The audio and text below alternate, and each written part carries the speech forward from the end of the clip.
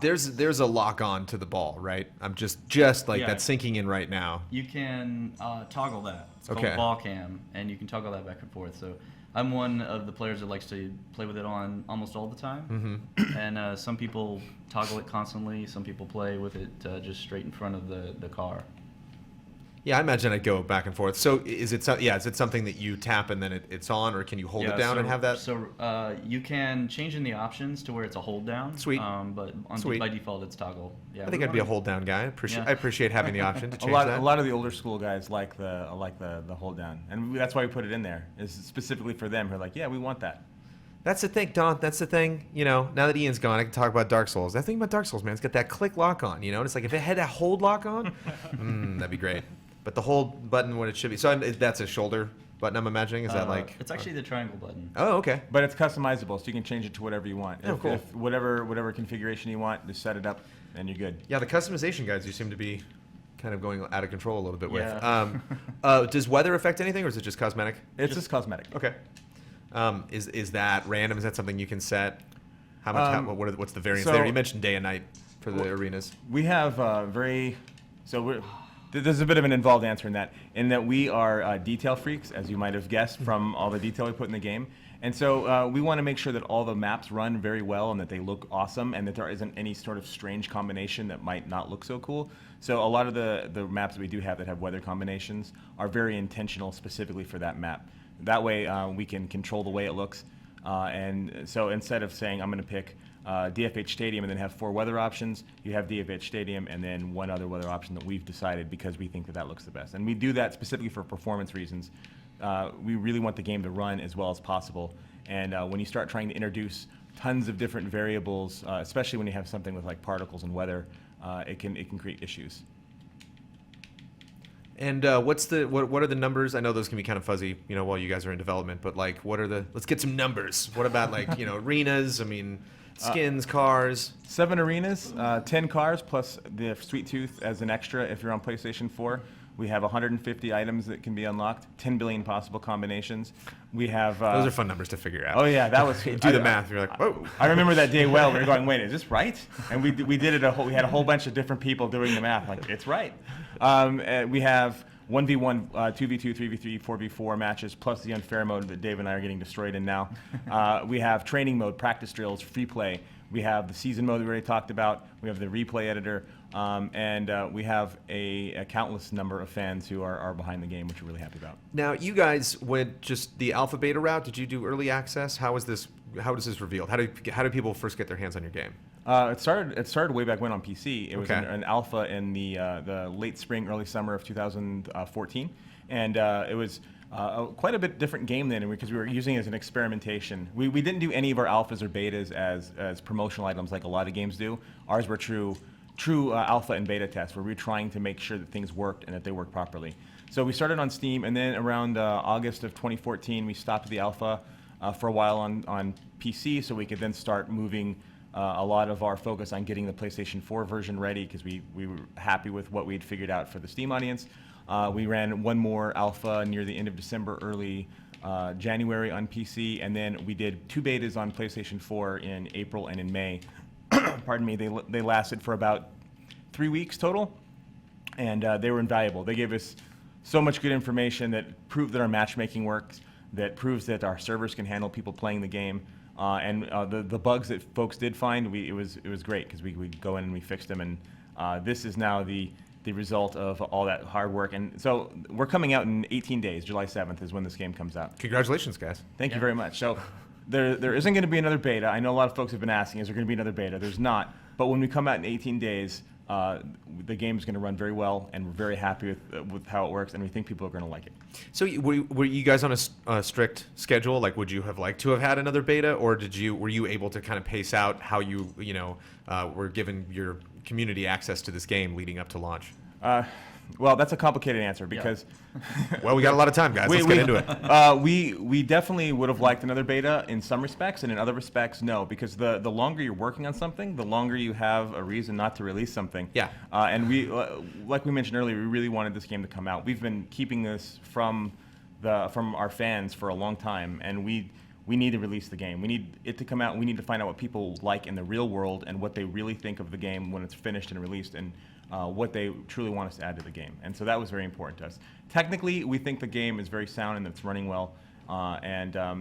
There's always a reason to test. You will always find reasons to test. There's always going to be bugs and stuff. But for us, the timing is right now to say, pick a date, July 7th, and we're going for it. Yeah. I know this is probably a company policy, maybe not to get into stuff like this, but like, what are some sweet bugs? This looks like a game that would break in really weird ways. We actually had a bug in the beta where gravity suddenly became horizontal.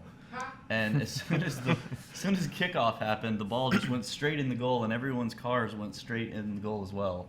That's not a new mode? You guys don't see a future there for that? Like that's not maybe in the future. That was maybe. one of the things I was going to ask, if the gravity is adjustable, because it looked like it was a little more floaty at certain times or something. It's so fun. It's not at the moment, but it is something we have discussed as being a future possibility. In our alpha, way back in the early alphas, we had what was called mutators, and we used those as ways that could alter various aspects of the gameplay.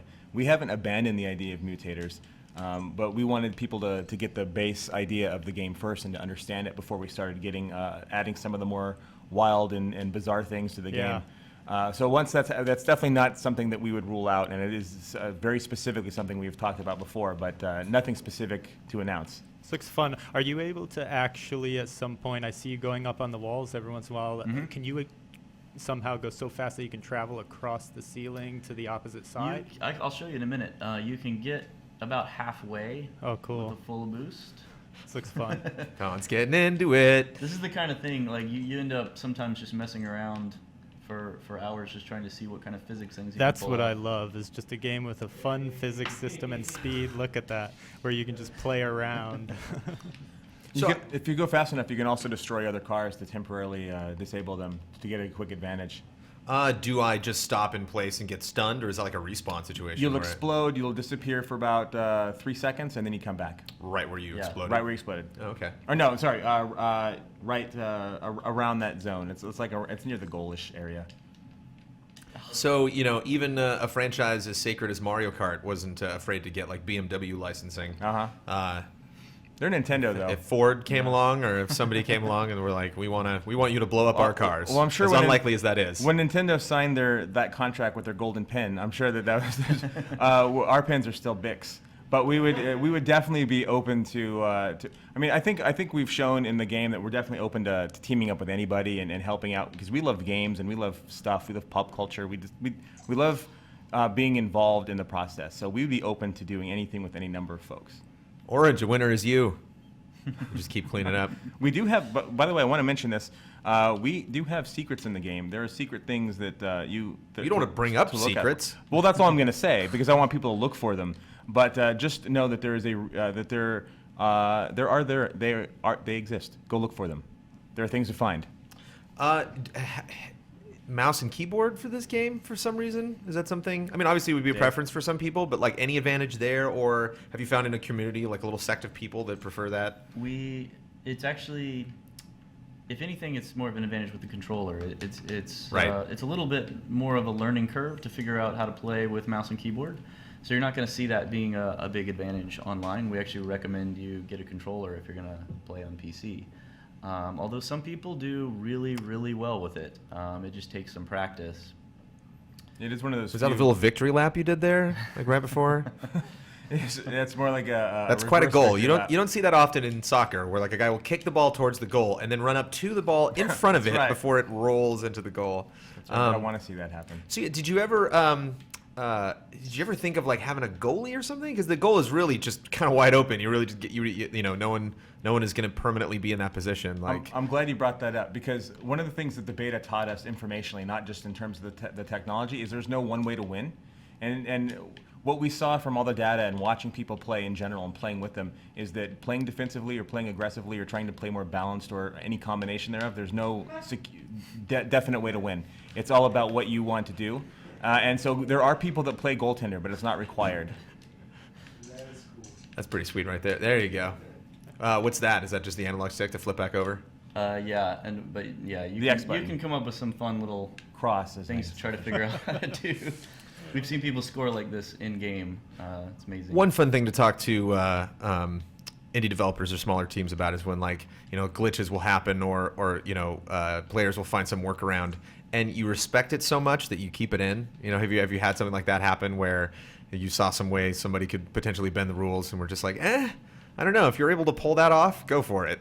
There definitely was in some of our development, we figured out originally the dodge was just supposed to be a dodge just to get you going a little bit faster, and it evolved into something where everyone uses it to actually hit the ball harder, and we realized that was now a staple part of the game. That's like a fundamental thing. Can we get a replay on that goal? Can we test do you have the replay system enabled? Yeah. Let's watch that goal again. Okay, let's go back. All right. Let's be Sports Center about this. The first goal? Did you see that goal? The goal that just happened. The goal that they just did like the replay of. Oh, okay. The like bank shot off the like side of the arena. I don't know if we can. You have to wait until the game is over. If you want the game to save, you have to. Okay. Well, this is free play. Oh yeah, good point. Yeah, I don't think we have replay. We're about to find out.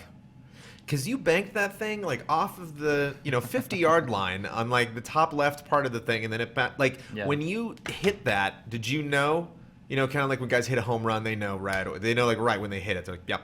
When you saw that thing headed towards the corner of the arena, were you like, oh yeah, bank shot, like you're playing pool? I have a general idea of sort of where I can hit it that might go in. I'd say that's probably the best I can do. It's sort of a thing in our office when someone scores a goal or about to score a goal, they do this. They point up like that. And it's one of the most satisfying things to see someone do that in the office, and then it just gets blocked at the last second, and it's fantastic. So if there's a duality to the decision-making process in this game, I imagine it's somewhere between, oh, it's over there, gotta go over there, and then, oh, I'm now over there, now what do I do? Because when I was heading over there, the ball was doing this, but now it's doing this. Yeah. What do you think's more important in this game if you really want to get good at it? Like that reaction at that last moment, to like move your car or to like do a jump at the last minute, or the decision-making process of like what skirmishes you should get in, or when you should just kind of see where the ball's going to go and realize like I'm not going to drive over there because I can tell it's going to come my way in about 5 seconds. There's a little of both. I mean, you've got to have that split-second ability to know how to hit the ball just the right amount at just the right angle. But there's also the macro game of the strategy of it, the tactics of it. You learn very I'd say fairly quickly that as a team, you kind of want to have a goalie. You want somebody who's always in the backfield watching the goal. And instead of, like normal soccer, you kind of rotate that, and that's the best way to play is whoever happens to be in the back, kind of maybe be a little bit more defensive.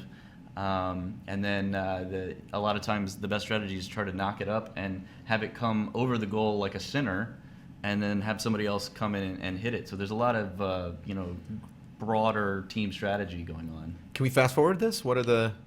So we're going through the replay now. Yes, I'm not. Which I'm addicted to this stuff, man.